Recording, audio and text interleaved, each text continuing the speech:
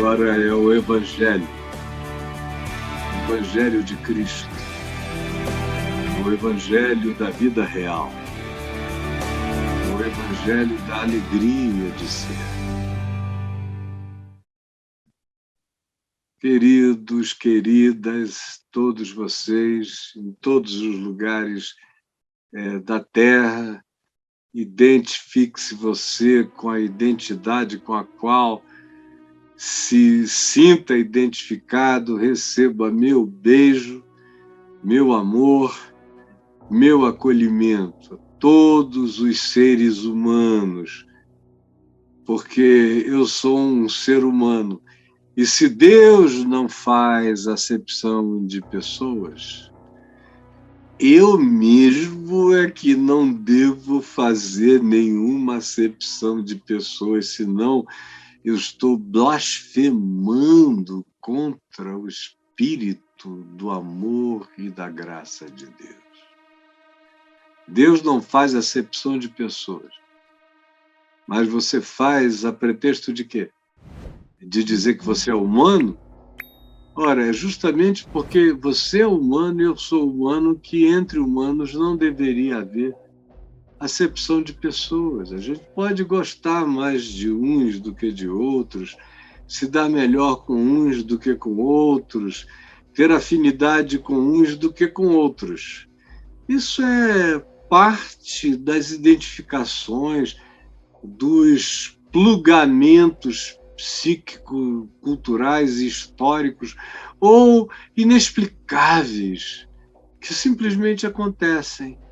E ninguém tem que resistir ao amor que surge de maneira espontânea.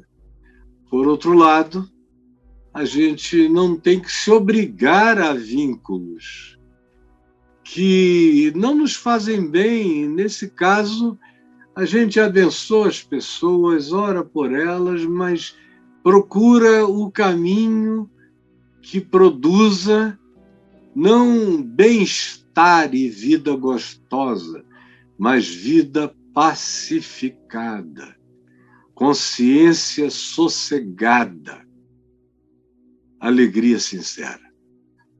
É assim que a gente tem que viver. Hoje, eu quero falar com você sobre o seguinte tema. É mais ou menos uma continuidade do que eu falei ontem, e gostaria que você convidasse os amigos para todo mundo chegar e aproveitar tudo. Meu tema hoje, você vai ver aí, é a cruz anulou a lei? Que lei que a cruz anulou? Porque eu ouço você, Caio, dizer que a cruz anulou a lei. Então, o que isso produz? O que isso gera? Qual o significado dessa anulação, se é que houve alguma? A cruz anulou a minha obediência à Constituição? A cruz anulou a minha obediência às ordens e regulamentações sanitárias, por exemplo, impostas pela ciência e pelas autoridades de bom senso? A cruz anulou isso? A cruz anulou a lei do bom senso?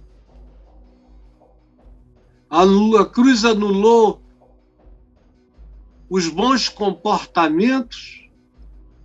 A cruz anulou a minha obediência de natureza econômica no pagamento de tributos, de impostos, de taxas? A cruz anulou a minha necessidade de buscar estar de acordo com todos os compromissos de alguém que vive num país e que tem de compromissos com a nação na qual vive, da qual se serve. com a qual se identifica. Há um pagamento nessa membresia para as pessoas adultas. O pagamento dessa taxa de participação são os nossos impostos. Agora, a presidência dessa sociedade que a gente chama de Estado, não de regime, ou de governo, ou de presidente, não. Eu contribuo não para o governo, eu contribuo para o Estado. E o Estado tem os seus poderes totalmente independentes de humores. E aí, tanto faz quem seja o presidente, o Estado não tem nada a ver com isso.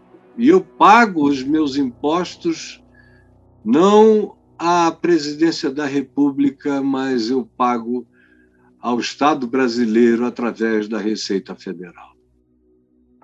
Então, a cruz anulou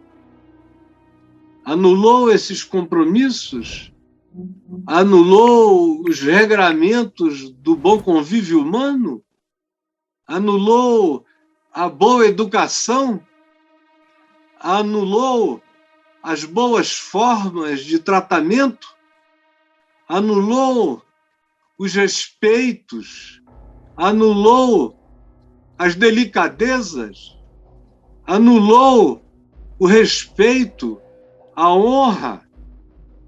Não anulou o tributo porque anularia a honra, a dignidade, a reverência, o considerar o mais velho, o mais fraco, o mais incapaz, o mais indigente, aquele que precisa da ajuda que eu dou ao Estado, da contribuição que eu dou ao Estado, da minha participação, que tem que voltar para mim como bem público e tem que atender aqueles que têm muito menos do que eu, de modo que o Estado já coloca no seu orçamento aquilo que deve ser dedicado a quem tem menos, pode menos, ou não alcançará se não for ajudado de alguma forma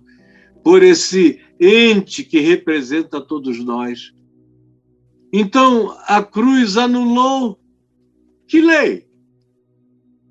Se diz explicitamente que a cruz anulou a lei, mas Jesus, diante de leis, como narra Mateus do capítulo 28, quando abordado por Pedro, dizendo, nós vamos pagar o imposto das 2 dracmas, que era um imposto que fazia parte da regulamentação social da vida do judeu. O imposto que se pagava aos romanos ia para Roma. O imposto que se pagava ao templo em Israel era o imposto do Estado.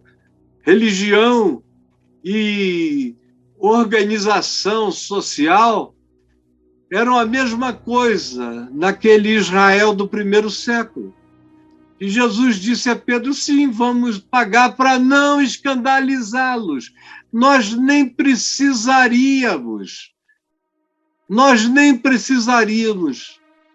Estamos aqui praticando o bem, que o templo diz que pratica e não pratica, e nós estamos praticando. Além do que eu sou da descendência de Davi, e está escrito que os descendentes de Davi estariam eximidos de impostos em Israel por toda a sua posteridade.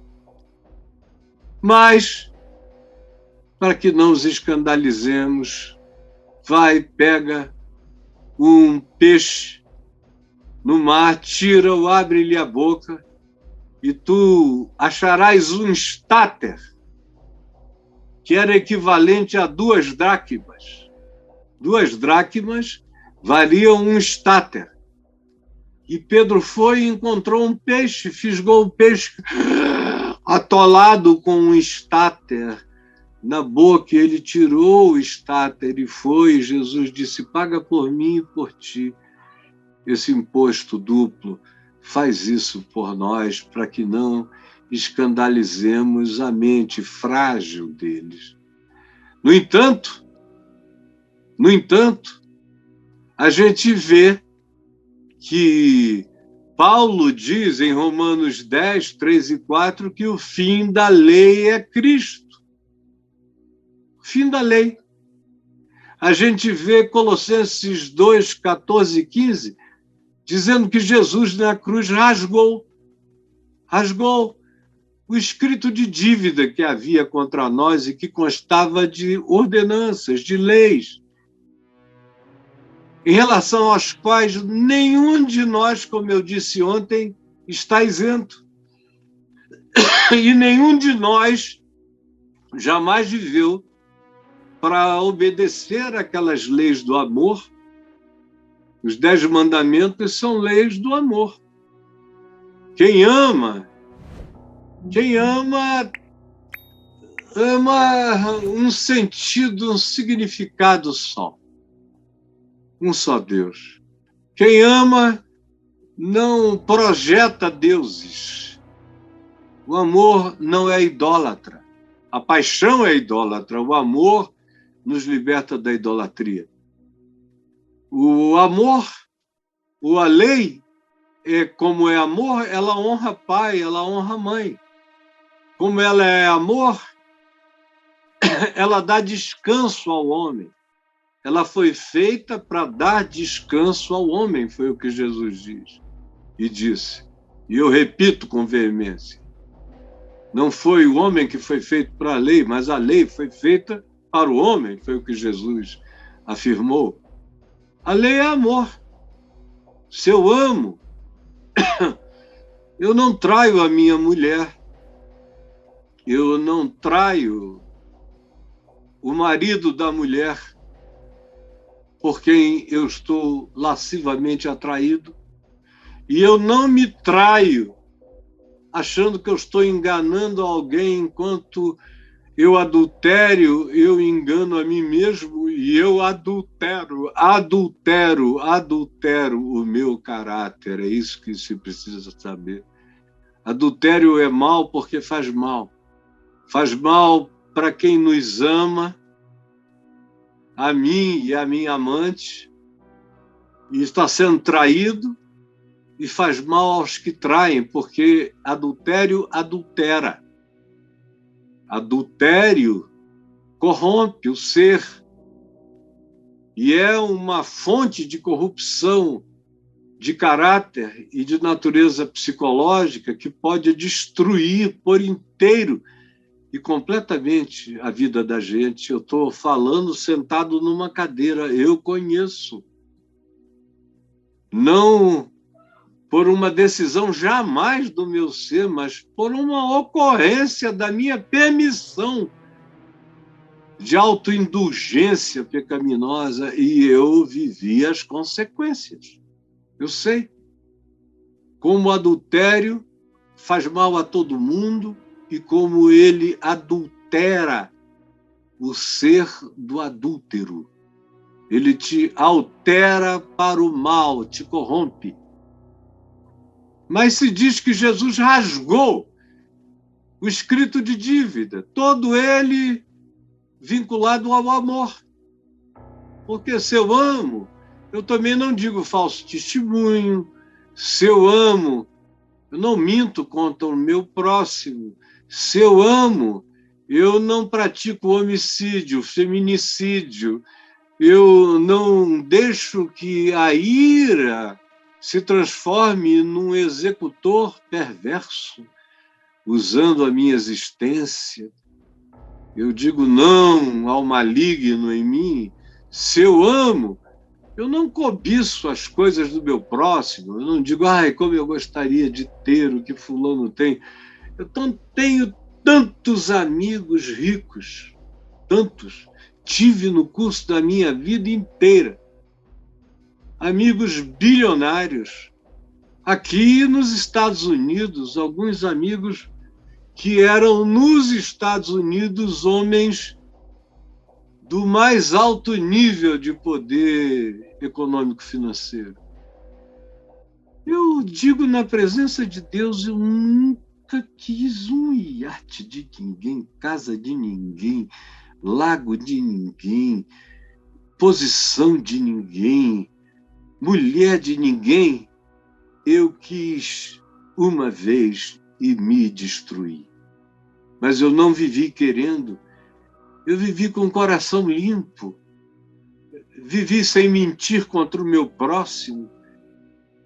Vivi, como eu disse, pela exceção de uma situação, eu vivi com o coração limpo de lascívia.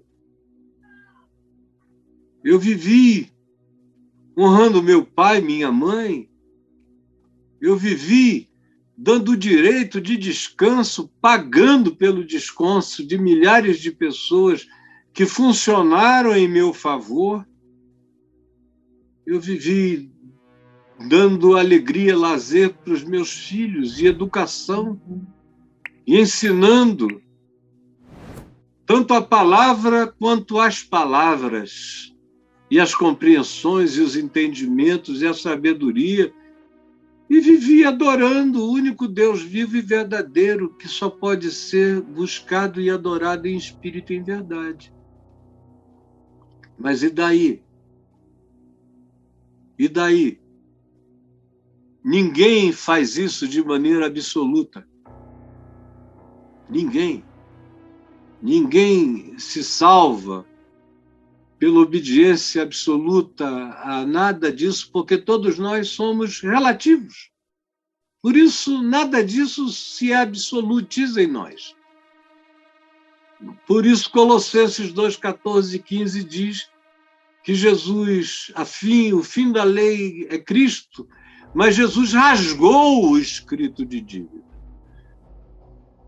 Aí a gente vê, por exemplo, Jesus dizendo em Mateus 5, 17 e 18, que ele não veio para abolir a lei. Aí você diz, viu, Caio? Ele diz, não, eu vim para cumprir. Em verdade, eu vos digo que nenhum iotil cairá da lei até que tudo se cumpra. E o que é que ele fez? Ele cumpriu. Está consumado, está pago. Tetelestai, que era aquela lista que afixavam à porta do cárcere dos culpados no mundo greco-romano, com toda a lista das sentenças e dos crimes pelos quais o indivíduo estava ali. E quando a pena dele era encerrada, o oficial de justiça colocava um selo do Império Romano que garantia por todo o Império aquela palavra entendida em todo o mundo, que significava está pago, está cumprido, não há mais débito. Foi rasgado, e então se rasgava o escrito de dívida contra aquele prisioneiro e ele ia embora em absoluta alforria, em perdão completo. Jesus disse, nada vai cair da lei até que tudo se cumpra. Eu vim cumprir tudo. Por isso, coerentemente, está consumado e, portanto, o fim da lei é Cristo, para a justiça de todo aquele que crê. E aí você diz, mas com que critérios, Caio, você pensa nessa elastificação, nessa mutabilidade da lei? Não foi Deus que deu a lei a Moisés? É claro que foi. Da primeira vez, especialmente, quando se diz que o dedo de Deus escreveu em fogo. Na segunda vez, depois que Moisés quebrou as primeiras tábuas, num acesso de ira e de zelo irado, em nome de Deus, ele subiu outra vez e, eventualmente, essa segunda leva, essa segunda edição dos 10 mandamentos lhe foram dados para que ele mesmo os esculpisse. Quem sabe? Não se diz que foi o mesmo processo, só se diz que era a mesma lei. Mas se você abrir aí na segunda carta de Paulo aos Coríntios, abra aí, segunda carta de Paulo aos Coríntios, capítulo 3, leia do verso 1 em diante, e você vai ver a comparação que Paulo faz entre Moisés e Cristo. E aí ele diz que tudo quanto dizia a respeito à lei de Moisés era relativo.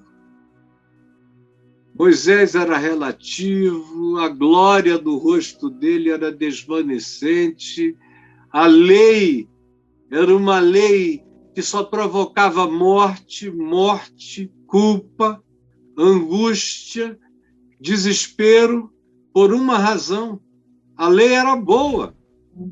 Quem quer que conseguisse amar de maneira absoluta, adoraria aquela lei, porque ela só propõe o que é bom. O problema, portanto, da lei não era a lei, era o homem. Era a minha incapacidade humana, minha, sua, nossa. De homens e de mulheres e de todas as raças, tribos e línguas. Todos carecem. Todos precisam. E aí, não tem ninguém que possa se oferecer como agente de completude prática, tanto subjetivamente quanto nas exterioridades de maneira absoluta. Por isso se diz, já por Moisés, que quem não cumprisse toda a lei se tornava réu de todos os mandamentos. E para garantir que ninguém se jactasse, o último mandamento da lei era: não cobiçarás nem a mulher do teu próximo, nem as coisas do teu próximo, nem as riquezas, não cobiçarás. Ou seja, era um mandamento subjetivo que ninguém de fora poderia saber. E ao fazer isso, ele estabelece a impossibilidade de que a gente transferisse aqueles mandamentos apenas para a exterioridade. Eles começavam na subjetividade mais absoluta. E aí, todos pecaram, como eu falei ontem, e carecem da glória de Deus, porque não há nenhum justo, não há nenhum sequer. A cruz anulou a lei, anulou a lei que eu quero que você aprenda que ela anulou, para você não confundir as coisas nunca mais. Por isso, veja aí em primeiro lugar, olhe, a cruz anulou a lei como caminho de salvação. É o que diz o Evangelho de Mateus, dos versos de 3 a 15, quando Jesus vai se batizar com João Batista, e se diz que Jesus se dirigiu da Galiléia para a Judéia a fim de ser batizado e de validar e afirmar o significado do que João Batista ensinava, pregava e convidava a ser e a experimentar.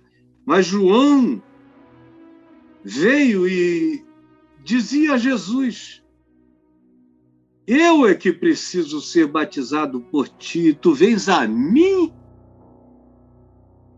Aí olha que coisa mais linda, verso 15. Mas Jesus respondeu a João. Se João é aquele acerca de quem Jesus disse que dentre os nascidos de mulher ninguém era como Jesus, ninguém era como João, desculpem, ninguém. Jesus disse, dos nascidos de mulher, ninguém foi como João. Aí Jesus diz a João: deixa por enquanto,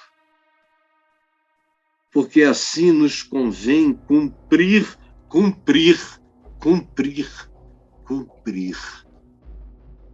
Assim nos convém cumprir toda a justiça. Toda a justiça. De qualquer que fosse a referência para os judeus, na Torá, na lei de Moisés, ou em Abraão com a circuncisão, tudo que os judeus chamavam de justiça religiosa e de pacto com Deus, Jesus disse: deixa por enquanto. Ao dizer deixa por enquanto, ele estava dizendo: isso tem prazo de validade. Vai chegar a hora em que vai acabar, mas por enquanto você tem que me batizar. Até que a gente cumpra toda a justiça. Cumpra é a palavra. Eu vim para cumprir toda a lei, toda a justiça. Está consumado, está pago. Paulo diz: ele cumpriu e rasgou o escrito de dívida que havia contra nós e que constava de ordenanças. Ele anulou a lei como caminho de salvação, essa lei da presunção do indivíduo que acha que porque ele não faz nada de errado para o lado de fora, é a lei via Constituição brasileira, ele é um bom cidadão. É a lei do imposto de renda, ele é um bom pagador. É a lei do empresário raramente tão generoso e que, quando não é pagador dos seus tributos, tenta diminuir a sua angústia culposa, muitas vezes ajudando pessoas dignas e de mérito, mas tem uma angústia de barganha. Jesus anulou essas leis? Essas leis são de salvação? É claro que Jesus não anulou essas leis, e o maior exemplo é aquele homem malfeitor na cruz, aquele que se arrependeu, aquele que disse a Jesus: lembra-te de mim quando vieres no teu reino, e a quem Jesus disse: hoje mesmo tu estarás comigo no paraíso. Ora, ao dizer isso, Jesus estava dizendo: olha, aqui na lei horizontal, na lei constitucional, na lei da ordem social, na lei da não anarquia da sociedade, na lei da viabilidade da gestão humana, tu erraste, tu estás pagando e tu vais morrer. E não creia jamais, digo eu a você, que você tem permissão divina para transgredir os seus compromissos cidadãos e depois achar que você pode lavar o dinheiro do seu roubo de impostos, das suas sonegações as mais variadas, e fazer lavagem de dinheiro no gasofilácio da igreja. Não. Uma coisa é uma coisa, outra coisa é outra coisa. Se você quiser ajudar homem, mulher, pai, mãe, faça tudo o que você puder, mas antes cumpra as suas obrigações humanas, para que você não incorra em alguma coisa que inviabilizará a sua vida de ser útil para o próximo. Nossa utilidade ao próximo começa com o nosso reconhecimento de deveres uns para com os outros e de contribuição para que o Estado faça o bem a quem deve e precisa receber. Um Estado que não faz isso se transformou num anti-Estado de direito.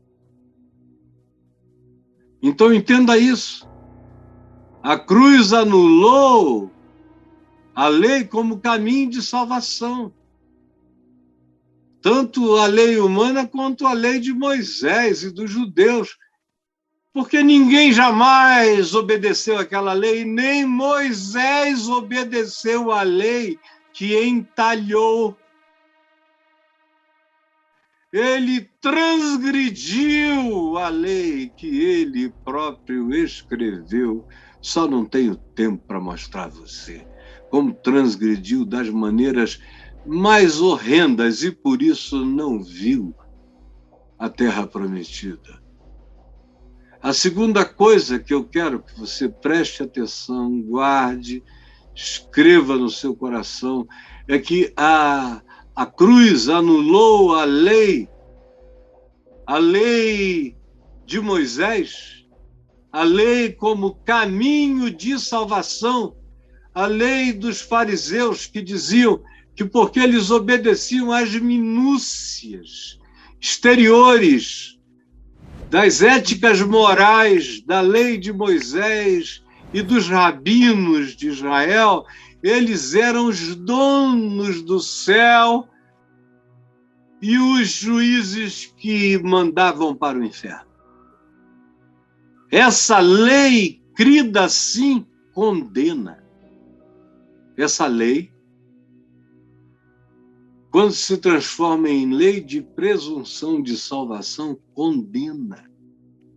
E com a condenação vem a culpa, vem a angústia, vem a neurose, vem o pânico, vem a dívida, vem o medo, vem a opressão, vem um estado de existência tão angustioso que viaja da neurose à paranoia mais grave e coloca você em polos extremos e adoece. A menos que você creia que Jesus anulou, que o fim da lei é Cristo, que está pago. João mesmo ouviu Jesus dizer, quando ele disse, tu vens a mim, eu é que preciso ser batizado por ti. E Jesus disse, tem prazo de validade. Deixa por enquanto. Tudo isso é por enquanto. O novo vai ser selado com o Espírito Santo e com fogo, e que não é batismo de exterioridades, mas de transformação do coração. E a lei é o amor, e a sua prática é a obediência. Amando e obedecendo a Deus no amor ao próximo. O que está por vir é dessa natureza sublime, João. Deixa por enquanto. Sim, Jesus anulou a lei porque a cumpriu completamente. Está cumprida. E está consumada. Está anulada. O fim da lei é Cristo. E em terceiro lugar, guarde, escreva no seu coraçãozinho. Por que que Jesus anulou a lei como caminho de salvação? Anulou a lei porque a rasgou como lista de acusação. Como diz Colossenses 14:15, é tão lindo, meu Deus. Eu já o citei aqui de memória, quero deixá-lo com você, porque o fim da lei é Cristo.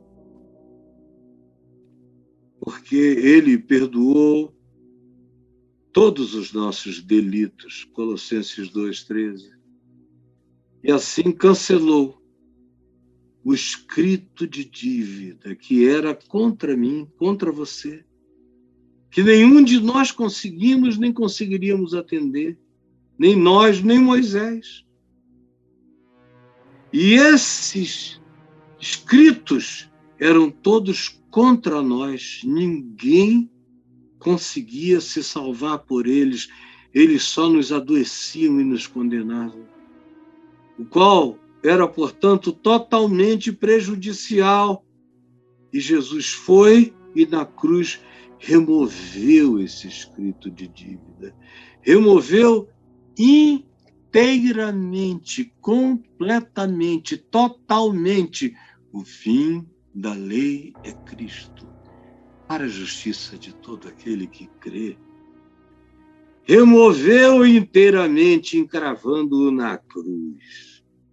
E assim, despojando os principados e as potestades que vivem de nos acusar, de nos angustiar, de nos amedrontar, de nos neurotizar, de nos paranoizar, de nos esquizofrenizar, de nos bipolarizar, de nos irreconciliar conosco mesmos, de gerar dissociação entre nós e nós próprios, fazendo a nossa vida acontecer como uma projeção e não como uma identidade real de quem nós somos.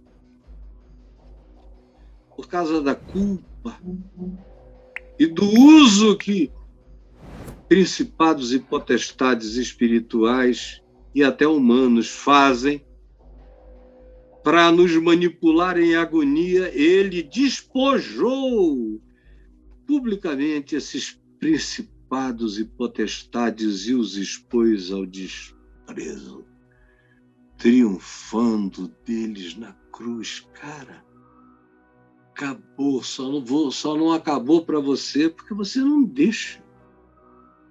Mas para mim já era. Já era. E olha, eu não fiquei libertino.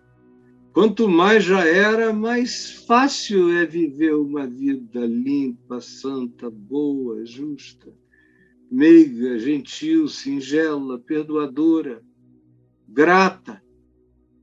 Fica cada vez mais fácil.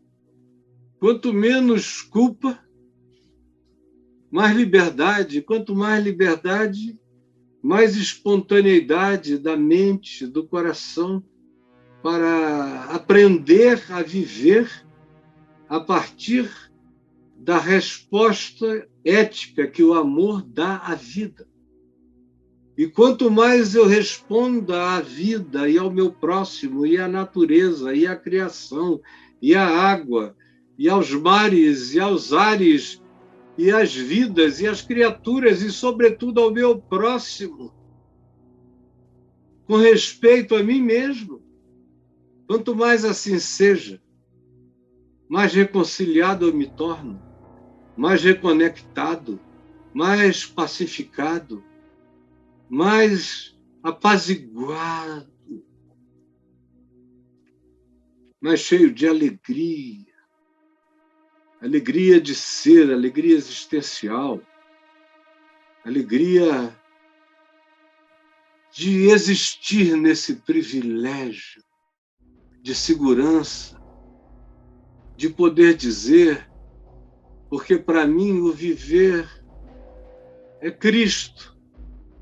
E para mim o morrer é lucro, é lucro. Cara, você existir vendo a morte encurralada, é você que anda na direção dela e ela vai fugindo de você. Eu não estou falando do amortecimento desse corpo físico que é de morte. Eu estou falando do encolhimento da morte espiritual ante a luz da nossa aproximação do portal da glória, que nós atravessaremos justificados por esse Rei da Glória, que é o que veio para cumprir toda a justiça. Ah, que coisa maravilhosa, pelo amor de Deus. E aí, Braulio, o que mais, Braulio? O que mais, Braulio? O que temos, Braulio? Me diga, Braulio. Por quê? Que ele anulou a lei como caminho de salvação espiritual? Ele anulou a lei, saiba disso. mas não criou seres sem a justiça do amor. Ele anulou a lei, mas ele não criou seres sem a justiça do amor, sob hipótese alguma. Olha só o que diz o verso 3 de Romanos 10.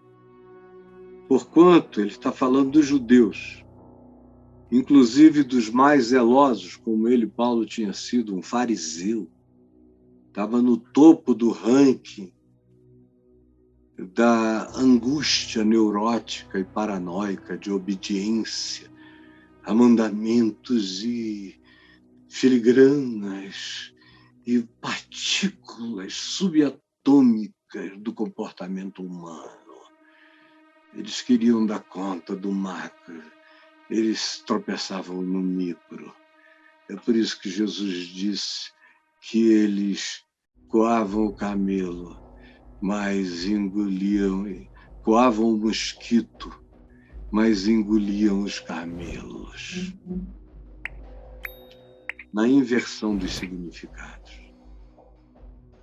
Olha só o que está dito. Porquanto eles, os que são assim, que creem na lei como caminho de salvação, desconhecendo a verdadeira justiça de Deus, que é essa da cruz, do tetelestai, do está consumado, do eu não vim para revogar, eu vim para cumprir. Deixa por enquanto, João, logo, logo tudo isso vai acabar, eu vou cumprir, eu vim para cumprir. O mundo da lei vai acabar, o apocalipse da lei como salvação está acontecendo na cruz. O fim da lei é Cristo na cruz, para a justiça de todo aquele que crê. E eles não sabem que, tentando se justificar pela lei, procurando estabelecer sua própria lei de justiça pessoal, não se sujeitam enquanto lutam como legalistas que acham que eles é que se auto-santificam, se auto-salvam, se auto-ungem na presença de Deus e que quanto mais praticam assim, pensam assim, mais se atolam no Pantanal das ambivalências e das ambiguidades e das tristezas e das frustrações, e assim também não se sujeitam à justiça que vem de Deus, que é essa que diz: está consumado, está pago, está rasgado. Os principados e potestades estão despojados. Passou, João. Foi rápido e acabou, porque o fim da lei sou eu. Para todo aquele que crer em mim, porque aquele que crê será justificado. E aquele que não crê será condenado na forma da sua presunção, na forma da sua arrogância, na forma da sua atitude luciferiana de autossalvação. Por isso, se você quer encontrar a Jesus, você precisa declarar falência absoluta. Sem falência, você não recebe o crédito da eternidade. O crédito da eternidade é para falidos. Porque Jesus disse: eu não vim buscar santos, mas pecadores ao arrependimento. Eu não vim buscar os que se acham ricos de justiça própria. Eu vim buscar os que se sabem vestidos de trapos de imundícia. Eu não vim buscar santarados. E, em verdade, eu vos digo que muitas meretrizes e pecadores vos precedem no reino dos céus. Porque eles creram e vocês não. porque eles confiaram.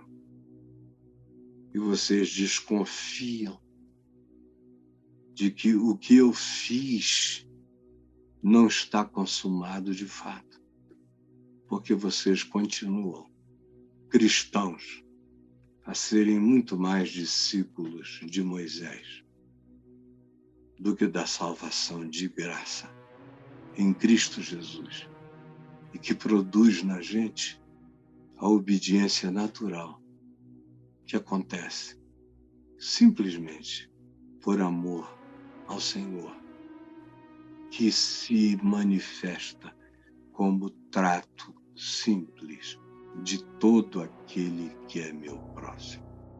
Jesus, eu estou tentando, da maneira mais simples que eu conheço, que eu consigo, compartilhar o caminho do Evangelho com todo aquele que queira crer e acolher, receber, não se envergonhar dele, confessá-lo e viver por meio dele. É o que eu te peço, em teu nome, Jesus. Amém e amém.